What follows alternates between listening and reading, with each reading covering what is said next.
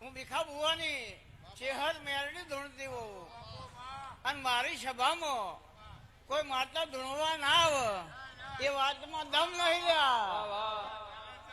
તો દેવજી પહેલી તો રાજસ્થાનની માતા આવે, પછી કચ્છની માતા આવે, પછી ગુજરાતની આવે. વારસદની ટેબલી બેઠી રાશું અમરના ચેહર માવલડી માવલડી ચેહર માવલડી